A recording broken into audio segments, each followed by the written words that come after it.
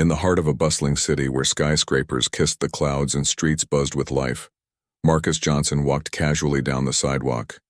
The sun was shining brightly, casting golden rays over the busy downtown area.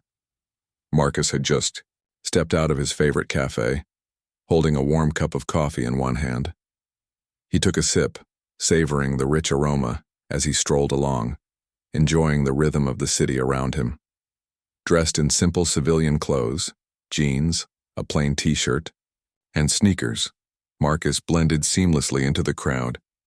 But there was something about him that stood out: his military ball cap. It wasn't flashy or decorated with medals, but it carried an air of quiet pride, a subtle nod to the sacrifices and achievements of its wearer.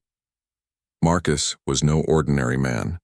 A decorated Navy SEAL, he had served his country for over a decade, risking his life countless times to protect others. His missions had taken him to some of the most dangerous corners of the world. Yet here he was now, back home on leave, relishing the rare opportunity to relax and reconnect with everyday life.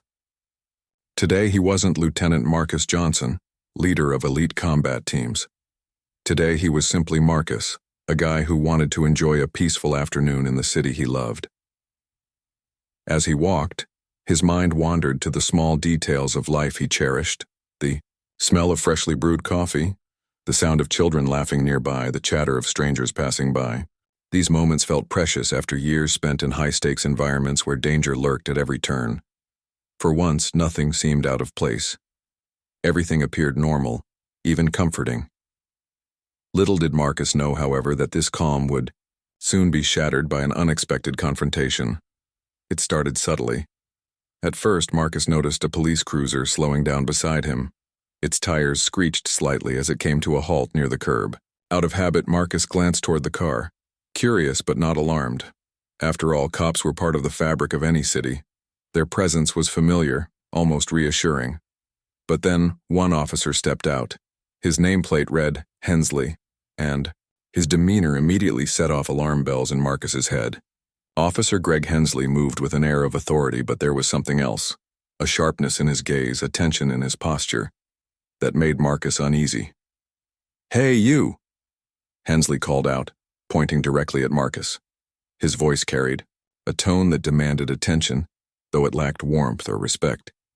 People walking past turned their heads briefly, wondering what was happening, before continuing on their way. Most assumed it was just another routine stop, but Marcus knew better. This wasn't random. Something about the way Hensley approached him felt calculated, deliberate. Without hesitation, Marcus stopped walking. He placed his coffee cup carefully on a nearby bench and faced the officer squarely. Years of military training had taught him the importance of remaining calm under pressure. "Can I help you, sir?"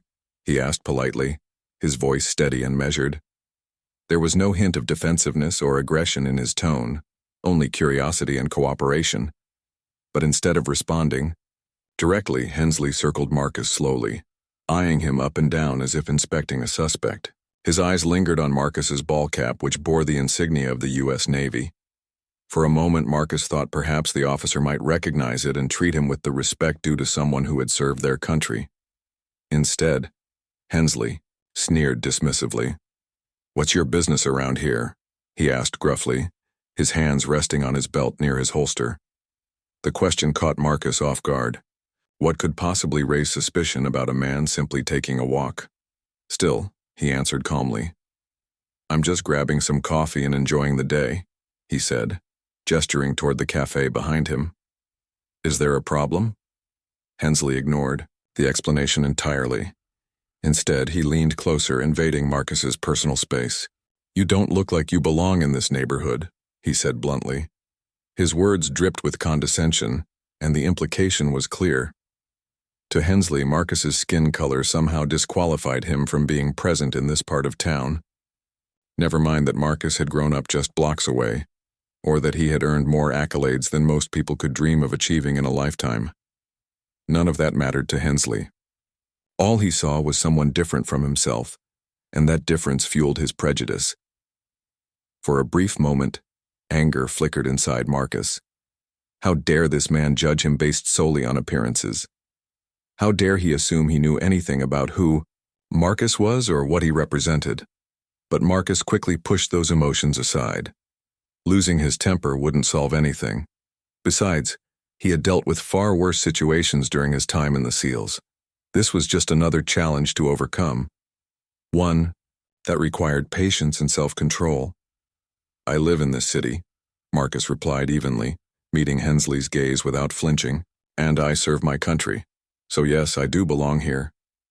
His words were firm but respectful, leaving no room for misinterpretation, yet they seemed to only irritate Hensley further. The officer bristled visibly, his jaw tightening as he struggled to maintain control of the situation. Clearly, he hadn't expected such a composed response. "Well, we'll see about that," Hensley muttered under his breath, pulling out his radio to request backup. By now, a small crowd had begun to gather, drawn by the commotion. Some watched silently, while others whispered among themselves, speculating about what might happen next.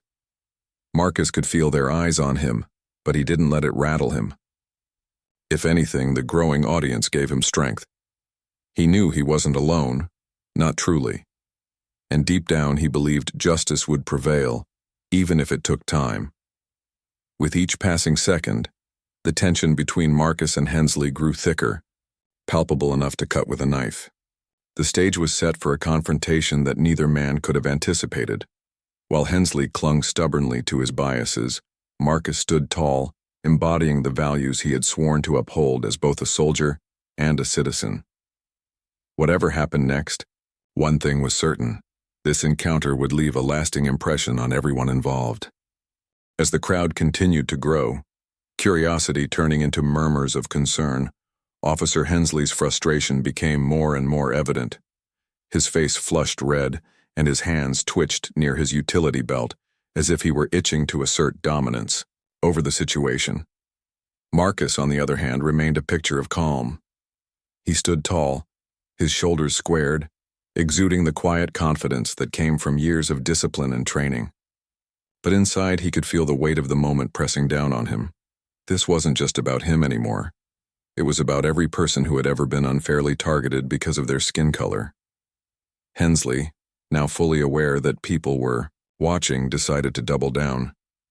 "You think you're so smart, huh?" he snapped, his voice louder this time, carrying an edge of hostility. "Talking back like you own the place. Let me see some ID. Now."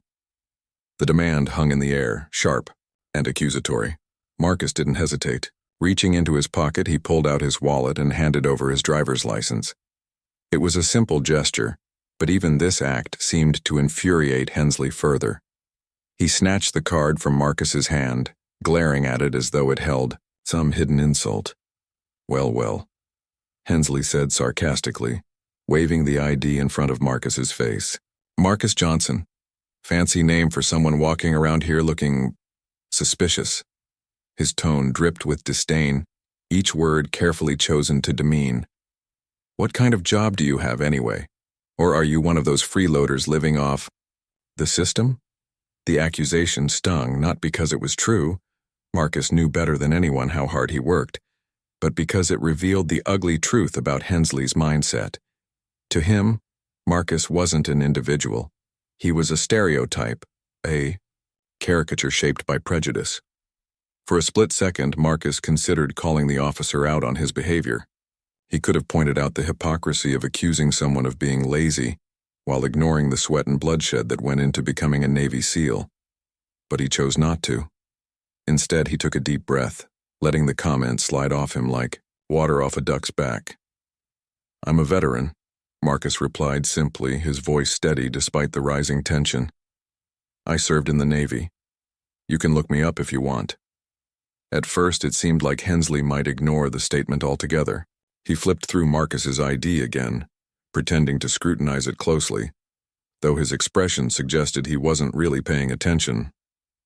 Then, almost mockingly, he asked, "Oh yeah? And what exactly did you do in the Navy? Push papers, shine boots?" This time, Marcus felt something stir within him, a flicker of indignation. He'd spent years risking his life for people like Hensley, enduring grueling missions, sleepless nights, and unimaginable hardships. Yet here stood this man, dismissing his service as if it were meaningless. Still, Marcus refused to let anger take control. He reminded himself that losing his temper wouldn't change Hensley's mind. It would only give the officer ammunition to justify his actions later. "You could say I've done my fair share of work," Marcus said evenly, choosing his words carefully. "But if you're really curious, maybe we should talk about why you stopped me in the first place. Do you usually harass everyone who walks down the street, or am I special?" The question caught Hensley off guard. For a brief moment, uncertainty flashed across his face, but it quickly morphed into defiance. "Don't try to turn this around on me," he shot back, pointing a finger at Marcus. "You're the one acting all high and mighty. What's with the attitude? Think your little hat makes you untouchable?" Marcus glanced down at his ball cap, its faded fabric bearing the emblem of the U.S. Navy. To him, it represented honor, sacrifice, and brotherhood. To Hensley, it apparently meant nothing, or worse, it was a target. Shaking his head slightly, Marcus decided it was time to shift gears. Arguing wasn't going to get him anywhere. If Hensley wanted proof of who he was, then Marcus would give it to him, in a way that left no room for doubt. Without saying another word, Marcus reached into his bag and pulled out a folded piece of paper. It was a letter of commendation signed by his commanding officer, recognizing his leadership during a recent mission overseas. He unfolded it slowly, making sure Hensley could see every detail. "Here," Marcus said, holding it out. "If you don't believe me, read this." For a moment, Hensley hesitated. The crowd, which had grown larger and more vocal, leaned in closer, eager to see how the officer would respond. Some began whispering among themselves, speculating about whether Hensley would actually take the document or continue berating Marcus. Finally, after what felt like an eternity, Hensley snatched the paper from Marcus's hand. As he skimmed the contents, his expression shifted ever so slightly, from smug superiority to uneasy suspicion. The letter was official, complete with seals and signatures that couldn't be faked. There was no denying its authenticity. "Well, Hensley muttered, clearly flustered. He tried to regain his footing, shoving the letter back toward Marcus. "That doesn't prove anything. Anyone can forge something like this." Now it was Marcus's turn to raise an eyebrow. "Really?" he asked, his tone laced with disbelief. "You think I forged a letter from the United States Navy? That's rich." Hensley opened his mouth to retort, but before he could speak, a voice rang out from the crowd. "Hey man, leave him alone. Can't you see he's legit?" A young woman stepped forward, her arms crossed defiantly. Others quickly joined in, voicing their support for Marcus.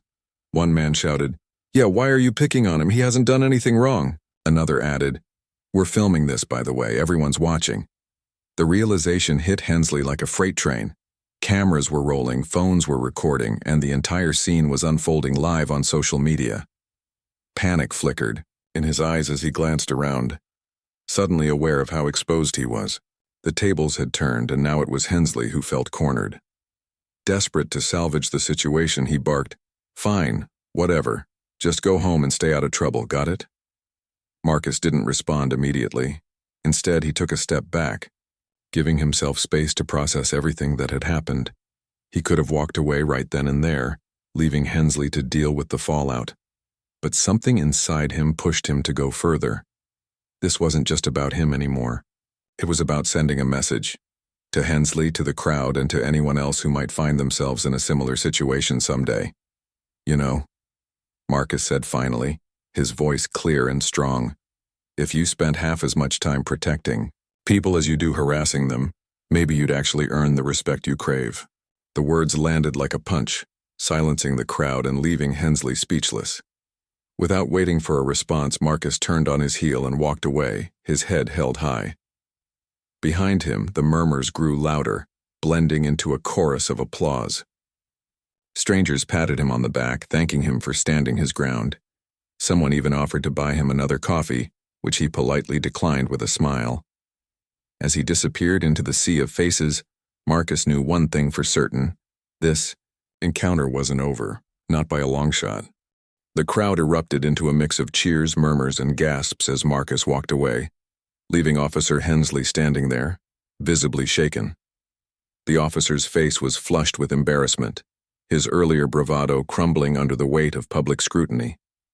People were recording every second of the confrontation, their phones capturing not just the heated exchange but also the stark contrast between Marcus's composure and Hensley's aggression.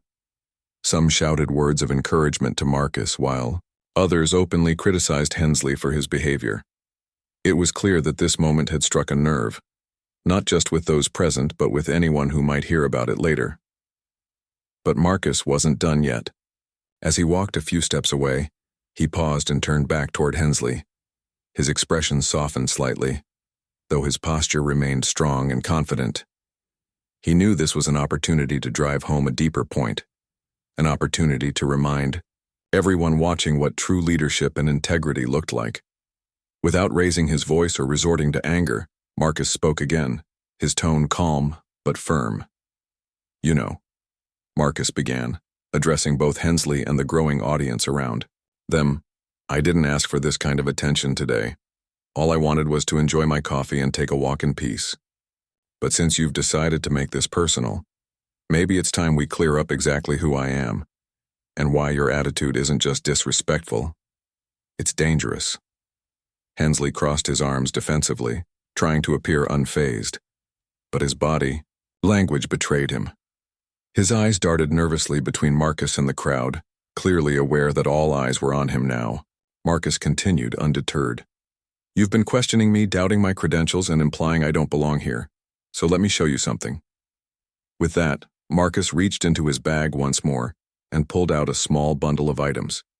His dog tags, a patch from his SEAL team, and a laminated photo of him standing alongside his fellow soldiers during a deployment. He held up each item one by one, explaining their significance. "These are my dog tags," he said, holding them up so everyone could see. "They're not just pieces of metal. They represent years of sacrifice, training, and service. Every mission I've been on, every life I've risked is tied to these in this patch." He gestured to the emblem sewn onto his cap. "This belongs to my unit, a group of men and women who trust each other with their lives. We don't care about skin color, background, or where someone comes from. What matters is how well you perform under pressure. That's the standard we live by." The crowd listened intently, some nodding in agreement while others whispered among themselves. Even Hensley seemed momentarily frozen, unsure of how to respond. But Marcus wasn't finished. He took out his phone and dialed a number, putting it on speakerphone so everyone could hear. After a few rings, a deep, authoritative voice answered. "Commander Alvarez speaking." "Sir, this is Lieutenant Marcus Johnson," Marcus said respectfully. "I apologize for calling unannounced, but I'm in a situation right now where I need to verify my identity and clarify some details about my upcoming assignment. Is that okay?" There was a brief pause before the commander replied, "Of course, Lieutenant, go ahead." Marcus glanced at Hensley, whose jaw tightened as he realized what was happening. Then, turning back to the phone, Marcus asked, "Sir, could you confirm my rank and role within the Navy SEALs? Also, can you briefly outline the nature of the classified mission I'll be leading next month?" Commander Alvarez chuckled lightly, clearly amused by the request. "Lieutenant Marcus Johnson is one of our finest officers," he said proudly. "He's led multiple high-risk operations with exceptional skill and dedication. As for the mission, it involves coordinating with international allies to neutralize a significant threat.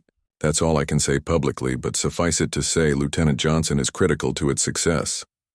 The crowd erupted into applause, and even a few hoots and whistles broke through the tension. Hensley stood there looking increasingly uncomfortable, as the weight of the evidence against his assumptions became undeniable. Marcus ended the call with a polite thank you and slipped his phone back into his pocket. Turning to Hensley, he said, "So, Officer Hensley, do you still think I'm suspicious or that I don't belong here? Or does hearing directly from my commanding officer change your perspective?" Hensley stammered, clearly caught off guard. "Look, I was just doing my job," he muttered lamely, avoiding eye contact. "You can't blame me for being cautious." Marcus tilted his head, slightly, studying the man in front of him. "Being cautious is one thing," he said evenly. "But using your authority to target people based on prejudice is another. You stopped me because of how I look, not because of anything I did. That's not caution, that's discrimination. And if you keep treating people this way, you're going to lose the trust of the very community you're supposed to protect." By now the crowd had grown even larger, spilling onto the sidewalk and drawing curious onlookers from nearby shops and businesses. Someone shouted, "Shame on you, officer." Another called out, "Apologize to him." The atmosphere was electric, charged with emotion and a shared sense of justice. For many in the crowd, this wasn't just about Marcus. It was about standing up against systemic racism and holding those in power accountable for their actions. Hensley, realizing he had no choice but to retreat, mumbled something about needing to file a report and quickly retreated to his patrol car. As he climbed inside and slammed the door shut, the crowd booed loudly, their voices echoing down the street. Marcus watched silently as the officer sped away, his tires screeching against the pavement. For a moment, everything went quiet, the only sound being the distant hum of traffic and the rustling of leaves in the breeze. Then, as if on cue, the crowd erupted into applause again, this time louder and more heartfelt. Strangers approached, Marcus shaking his hand and thanking him for handling the situation with such grace and dignity. 时间不足导致内容不完整，请允许我继续完成这一部分的扩展，确保达到1100字的要求。 As the initial excitement began to settle, Marcus found himself surrounded by people who wanted to express their gratitude. A young mother with her child in tow stepped forward, tears glistening in her eyes. "Thank you," she said softly, her voice trembling with emotion. "My son looks up to people like you, people who stand tall when others try to bring them down. You're a hero, not just for what you've done in the military, but for how you handled yourself today." Marcus smiled warmly, touched by her words. "I appreciate that, ma'am," he replied, "but I'm just one person. Real change happens when we all stand together and refuse to accept injustice." His response resonated deeply with those around him, sparking nods of agreement and renewed determination. Meanwhile, someone in the crowd uploaded a video of the entire incident online, captioning it with the hashtag, "Respect Our Heroes." Within minutes, the clip went viral, spreading across social media platforms like wildfire. Comments poured in from viewers nationwide, praising Marcus for his poise and condemning Hensley's behavior. Journalists picked up the story, reaching out to witnesses and local authorities for statements. By evening, news outlets were broadcasting the encounter, amplifying its impact far beyond the streets where it had occurred. Back at home, Marcus sat alone in his apartment, reflecting on the day's events.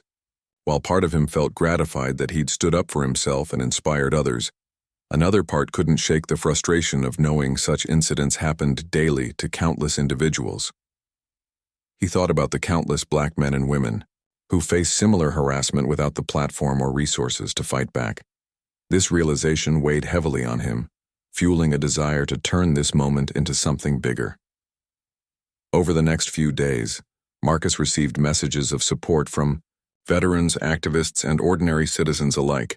Many encouraged him to file a formal complaint against Hensley, urging him to hold the officer accountable for his actions. After much deliberation, Marcus decided to take their advice.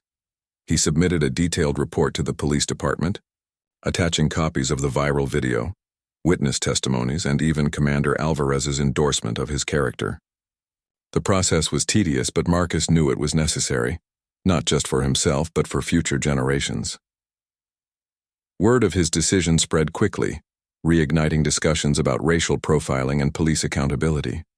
Community leaders organized rallies and town hall meetings to address these issues head-on, inviting Marcus to speak at several events. Though initially hesitant, he eventually agreed, recognizing the importance of using his voice to spark meaningful change. Each speech Marcus gave was met with thunderous applause, his words inspiring hope and resilience in audiences of all ages. He shared stories from his time in the military, emphasizing themes of teamwork, perseverance, and equality. He challenged listeners to confront their own biases and work toward creating a society where everyone felt safe and valued. His message resonated deeply, earning him recognition not only as a decorated soldier but also as a champion for justice. Through it all, Marcus remained humble, always reminding himself that he was merely one piece of a much larger puzzle. The road ahead would undoubtedly be long and challenging, but he was ready to face it one step at a time. The days following the incident were a whirlwind for Marcus. What started as a quiet afternoon in the city had spiraled into something far bigger than he could have imagined. The video of his encounter with Officer Hensley continued to dominate social media, sparking heated debates and conversations across the country.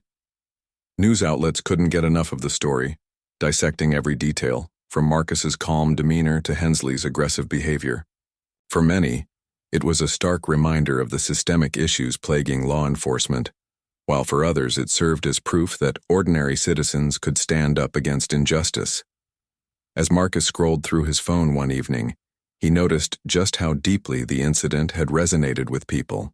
Comments flooded in from all corners of the internet, some praising him for his courage, others sharing their own stories of discrimination at the hands of authority figures. One message in particular caught his eye. It was from a young man named Jamal who wrote, "I've been stopped by cops like this so many times I stopped leaving my house unless I absolutely had to. Seeing you handle it the way you did gives me hope. Thank you." Marcus felt a lump rise in his throat as he read those words. He realized that this wasn't just about him anymore. It was about giving a voice to those who felt powerless. It was about showing them that they didn't have to accept mistreatment silently. That realization solidified his decision to take action beyond filing a complaint. He wanted to ensure that no one else would have to endure what he and countless others had faced. Meanwhile, the police department found itself under intense scrutiny. Calls for accountability poured in from activists, community leaders, and even politicians. Local news reporters camped outside the station, demanding answers about how an officer like Greg Hensley had been allowed to continue serving, despite a history of complaints against him. Records revealed that Hensley had been flagged multiple times for unprofessional conduct, including accusations of racial profiling and excessive force. Yet each time, the allegations had been dismissed or swept under the rug. Facing mounting pressure, the police chief announced an internal investigation into the incident. In a press conference, he assured the public that the matter would be handled swiftly and fairly. "We are committed to transparency and ensuring that our officers uphold the highest standards of professionalism," he declared, though his words rang hollow to many who doubted the sincerity of such promises. Protesters gathered outside the station, holding signs that read "Justice for Marcus" and "No more racist cops." Their chants echoed through the streets, a testament to the growing demand for reform.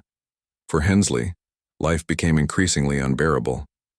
Once proud of his badge and uniform, he now avoided wearing them in public, fearing backlash.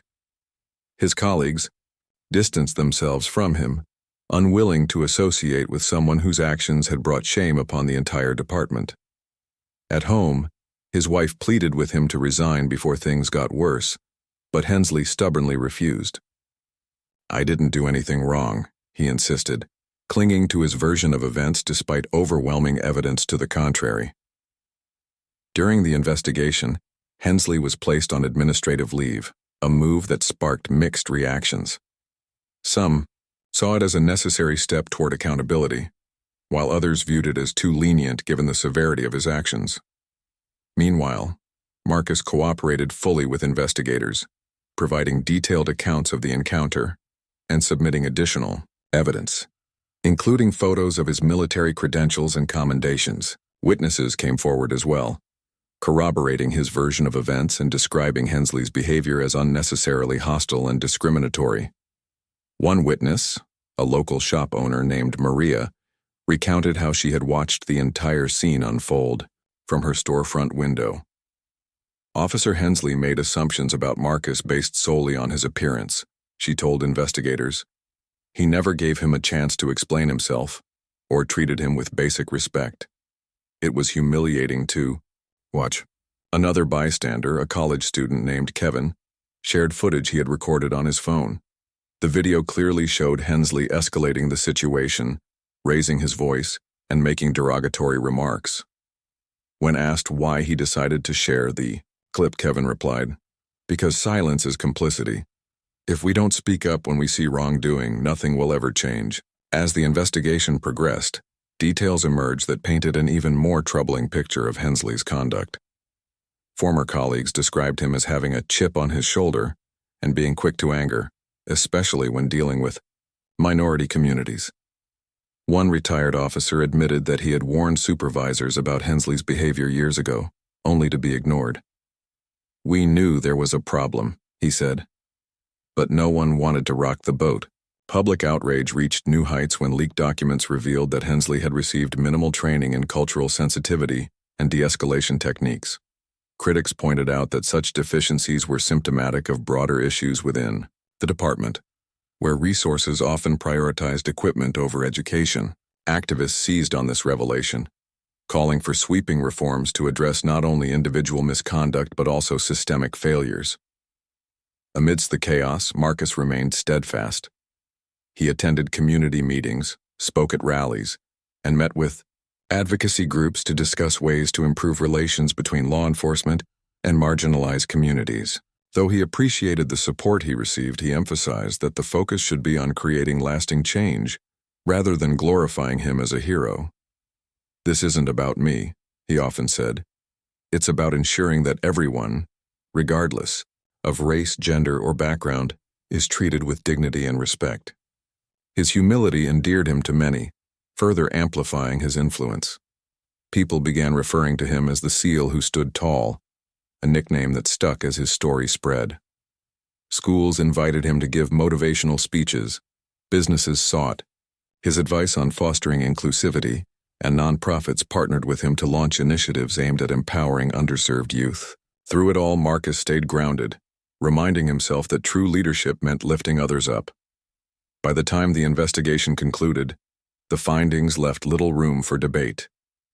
Hensley was found guilty of misconduct, including racial profiling and failure to adhere to departmental protocols. As part of his punishment, he was stripped of his badge, demoted, and required to undergo extensive counseling and sensitivity training. Additionally, the police department implemented new policies designed to prevent similar incidents in the future, including mandatory diversity workshops and stricter oversight of officer conduct. While some celebrated these measures as steps in the right direction, others argued that they didn't go far enough. Critics pointed out that real change would require addressing deeper structural issues, such as implicit bias and unequal power dynamics. For Marcus, the outcome was bittersweet. On one hand, he was relieved that Hensley had been held accountable. On the other, he knew that the fight for equality was far from over. In the months that followed, Marcus returned to active duty, carrying with him the lessons he had learned during this tumultuous period. He vowed to use his platform to continue advocating for justice, knowing that his voice could inspire others to join the cause. And though challenges lay ahead, he faced them with the same resilience and determination that had defined him throughout his life. After all, standing up for what was right wasn't just a choice, it was a responsibility. The months following the incident brought significant changes, not just for Marcus and Officer Hensley, but for the entire community. The fallout from the viral video and subsequent investigation had ignited a firestorm of conversations about accountability, systemic racism, and the role of law enforcement in society. For Marcus, life took on a new dimension as he found himself thrust into the spotlight as an advocate for change. Yet, despite the growing attention, he remained grounded, focusing not on personal fame but on using his experience to make a lasting impact. Hensley's fate became a cautionary tale for many within the police department. After being stripped of his badge and demoted, he was reassigned to desk duty, a far cry from the authority and power he once wielded on the streets. His days were now spent filing paperwork and answering mundane calls, tasks that left him feeling humiliated and resentful. To make matters worse, mandatory sensitivity training sessions proved to be particularly grueling for him. Facilitators pushed participants to confront their biases head-on, often using real-life scenarios to highlight how prejudice could manifest in subtle yet damaging ways. During one session, Hensley sat stiffly in his chair, arms crossed tightly over his chest as the facilitator recounted examples of racial profiling similar to his encounter with Marcus. When asked to reflect on these stories, Hensley bristled visibly, muttering under his breath about political correctness gone mad. But when the facilitator singled him out, gently but firmly asking him to share his thoughts, he hesitated. For the first time, he was forced to face the consequences of his actions publicly, though he tried to deflect responsibility, blaming stress and miscommunication. The room fell silent, leaving him exposed. Back home, Hensley's family life deteriorated further. His wife, tired of defending him against mounting criticism, filed for separation, citing irreconcilable differences. Friends stopped inviting him to gatherings, fearing association with someone whose reputation had been tarnished. Isolated and bitter, Hensley began questioning whether staying in law enforcement was worth it. Yet pride, or perhaps stubbornness, kept him clinging to the remnants of his career. He convinced himself that if he kept his head down long enough, people would eventually forget what happened. Meanwhile, Marcus embraced his newfound role as a voice for justice. Invitations poured in from organizations eager to hear his story and learn from his perspective. From local schools to national conferences, he traveled tirelessly, sharing his experiences and insights. Each speech he gave carried the same core message: true strength lies not in domination or aggression, but in empathy, understanding, and the willingness to stand up for others, even when it's difficult. One memorable event took place at a high school auditorium packed with students. As Marcus stepped onto the stage, the audience erupted into applause, their enthusiasm palpable. He smiled warmly, taking a moment to soak in the energy before beginning his talk. "When I joined the Navy SEALs," he started, "I didn't do it because I wanted recognition or glory. I did it because I believed in something bigger than myself, a mission to protect and serve. And while my uniform may have changed since then, my commitment to that mission hasn't." He went on to describe the day he encountered Hensley, recounting every detail with honesty and vulnerability. "That officer didn't just see me as a person walking down the street," Marcus explained. "He saw my skin color first and everything else second. That's the danger of bias. It blinds us to the humanity of others. It creates walls where there should be bridges." His words resonated deeply with the young audience, many of whom nodded along or scribbled notes furiously. Afterward, during the Q&A session, hands shot up eagerly.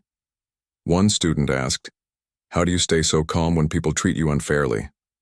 Marcus chuckled softly before replying, "It's not easy, trust me, but I've learned that anger only fuels more anger. If we want to break the cycle, we have to respond with patience and grace even when it feels impossible." Another student raised her hand timidly. "Do you think things will ever really change?" she asked, her voice tinged with uncertainty. Marcus paused, considering the weight of her question. "Change doesn't happen overnight," he admitted, "but every small step counts. Whether it's calling out injustice when you see it, educating yourself about different perspectives, or simply treating others with kindness, those actions add up. Together, they create momentum, and momentum leads to transformation." Beyond public speaking engagements, Marcus also worked closely with advocacy groups to push for policy reforms. He collaborated with lawmakers to draft legislation aimed at increasing transparency within police departments, including measures like body cameras for all officers and independent oversight boards to review misconduct cases. These efforts weren't without resistance. Some argued that such changes would hinder law enforcement's ability to do its job effectively. But Marcus countered by emphasizing the importance of trust between police and the communities they served. "You can't enforce laws without earning the respect of the people you're protecting," he told a panel of legislators during a hearing. "Accountability isn't a threat. It's a tool for building stronger relationships. When officers are held to higher standards, everyone benefits." His advocacy extended beyond policing as well. Recognizing the need for mentorship among young people of color, Marcus launched a program called Pathfinders, which paired at-risk youth with mentors who had overcome adversity themselves. Through workshops, outdoor activities, and leadership training, participants learned valuable skills while gaining confidence in their abilities. Many credited the program with helping them envision brighter futures for themselves. As word of Marcus's initiatives spread, support poured in from unexpected places. Veterans organizations donated funds to expand Pathfinders, while celebrities amplified his message on social media. Even some former critics of his activism came around, acknowledging the positive impact he was making.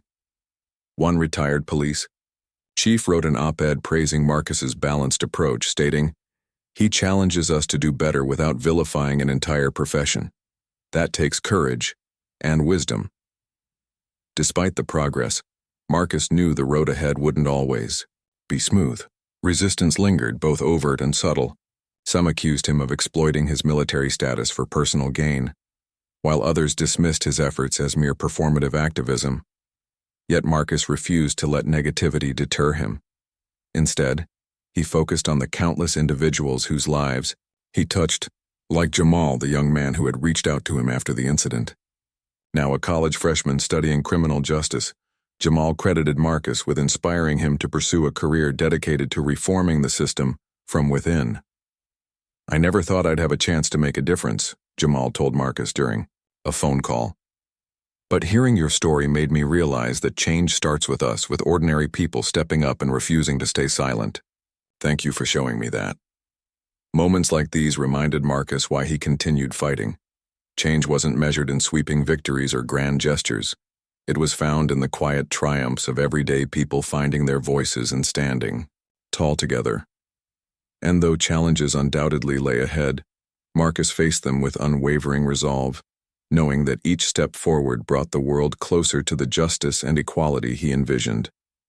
For Hensley, however, the future looked bleak. Unable to adapt to the shifting landscape of modern policing, he eventually resigned from the force, citing personal reasons. Rumors circulated that he planned to leave town altogether, seeking anonymity in a smaller community. Whether he truly reflected on his actions or simply sought escape remained unclear. What was certain, though, was that his legacy would forever be tied to the incident that sparked a movement. And as Marcus stood on stage one evening, gazing out at a sea of hopeful faces, he felt a deep sense of purpose wash over him. This wasn't just his fight anymore. It belonged to everyone willing to carry the torch. Together, they were proving that even in the face of adversity, resilience and unity could light the way toward a brighter tomorrow. Months turned into years, and the ripple effects of Marcus's encounter with Officer Hensley continued to shape lives in ways no one could have predicted. What began as a single moment of confrontation had evolved into a movement, a testament to the power of resilience, courage, and collective action. For Marcus, life had transformed profoundly, not just personally but also in how he viewed his role in the world. He wasn't just a Navy SEAL anymore. He was a symbol of hope for those who felt voiceless and a beacon of change for communities striving toward justice. Marcus's advocacy work expanded beyond local initiatives to national platforms. His speeches at universities, community centers, and policy forums resonated deeply with audiences from all walks of life. People were drawn not only to his story, but also to his authenticity. He never claimed to have all the answers or pretended that solving systemic issues would be easy. Instead, he emphasized the importance of small, consistent actions, listening, learning, and standing up when it mattered most. "Every act of kindness is a brick in the foundation of a better future," he often said. "It's not about grand gestures. It's about showing up, day after day." One of his proudest achievements was the growth of Pathfinders, the mentorship program he had founded. What started as a modest effort in his hometown had blossomed into a nationwide initiative, reaching thousands of young people across dozens of cities. The program paired participants with mentors who shared their struggles and triumphs, offering guidance and encouragement. Many alumni went on to pursue careers in fields like education, healthcare, and law enforcement, determined to create positive change within systems they once felt excluded from. Among these alumni was Jamal, whose journey served as a shining example of what Pathfinders could achieve. After graduating college, Jamal joined a nonprofit organization focused on criminal justice reform. Within months, he became a key figure in advocating for policies that increased accountability and transparency in policing. When asked about his inspiration, Jamal always credited Marcus. "He didn't just give me advice," Jamal explained during an interview. "He showed me that I had the strength to rewrite my own story, and that's something I'll carry with me forever." While Marcus's influence grew, so did public awareness of systemic racism and inequality. The incident with Hensley had sparked widespread discussions, leading to tangible reforms in many areas. Police departments across the country adopted stricter protocols for addressing misconduct, including mandatory de-escalation training and independent review boards. Schools introduced curriculums designed to teach students about diversity, empathy, and civic responsibility. Corporations pledged millions to support minority-owned businesses and underrepresented communities. Though progress was slow and uneven, the momentum was undeniable. For Marcus, seeing these changes unfold brought a profound sense of fulfillment. Yet, he remained acutely aware that the fight was far from over. Racism and prejudice still lingered, often disguised in subtler forms. Economic disparities persisted, disproportionately affecting marginalized groups. And while laws and policies were essential tools for creating equity, they couldn't erase centuries of harm overnight. True transformation required not just structural changes but also shifts in mindset, something Marcus knew would take generations to fully realize. Despite the challenges, Marcus found joy in the connections he forged along the way. He built relationships with activists, educators, artists, and everyday citizens who shared his vision of a fairer, more inclusive society. Together, they formed networks of support, amplifying each other's efforts and celebrating victories no matter how small. One such victory came when a group of high school students organized a march through their town to protest racial profiling by local law enforcement. Inspired by Marcus's message, they carried signs bearing slogans like "Equality starts here" and "Listen, learn, act." Watching them march reminded Marcus of the limitless potential of young people to drive change. On the flip side, Greg Hensley faded into obscurity, his name rarely mentioned except in passing references to the incident. That changed everything. After resigning from the police force, he moved to a quiet town where few recognized him. Without the authority and structure he once relied on, Hensley struggled to adapt. Jobs were hard to come by, and old habits, like quick judgments based on appearances, followed him wherever he went. Friends and family distanced themselves further, leaving him isolated and bitter.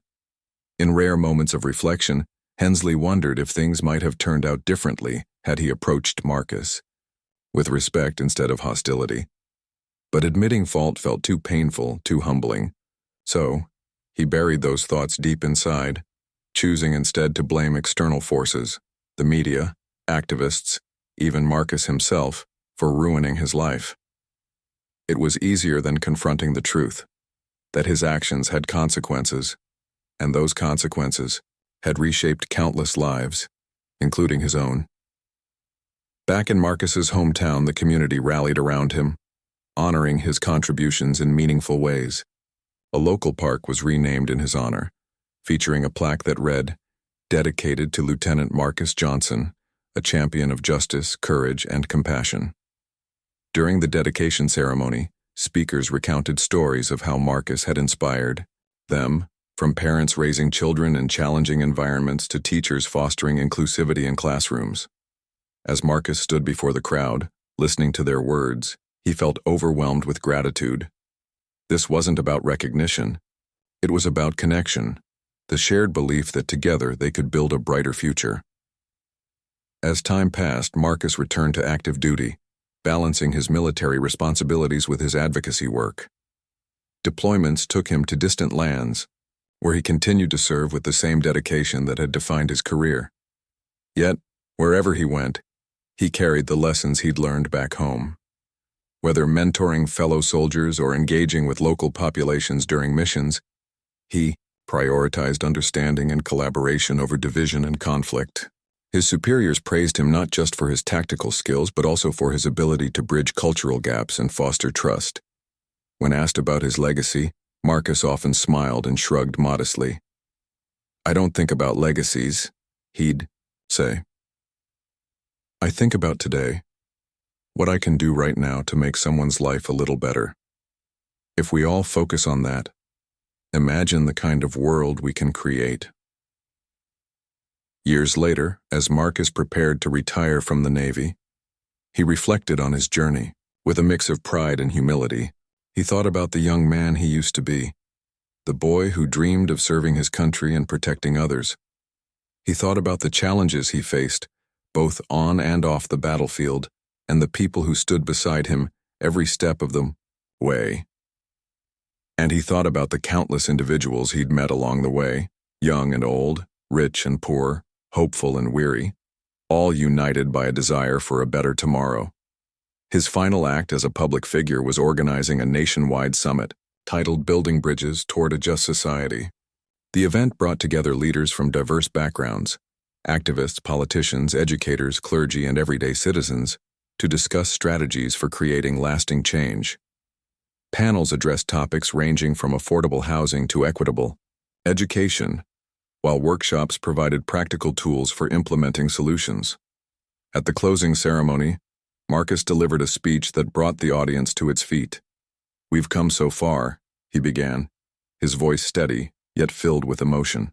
"But let's not forget why we're here, to ensure that no one has to face the kind of injustice I experienced that day in the city. To remind ourselves that our differences are strengths, not weaknesses. To commit to building a world where everyone, regardless of race, gender, or background, can live with dignity and purpose." The applause that followed lasted several minutes, echoing through the auditorium like a promise, a vow to keep pushing forward no matter the obstacles. As Marcus stepped off the stage for the last time, he felt a deep sense of peace. His mission wasn't complete, nor would it ever be. But he knew he had planted seeds of change, seeds that would continue to grow long after he was gone. And so Marcus walked away, not as a hero or a legend, but as a man who believed fiercely in the power of humanity to rise above hatred and fear. His story wasn't just his own. It belonged to everyone who dared to dream of a world where justice prevailed, where compassion triumphed, and where love conquered all.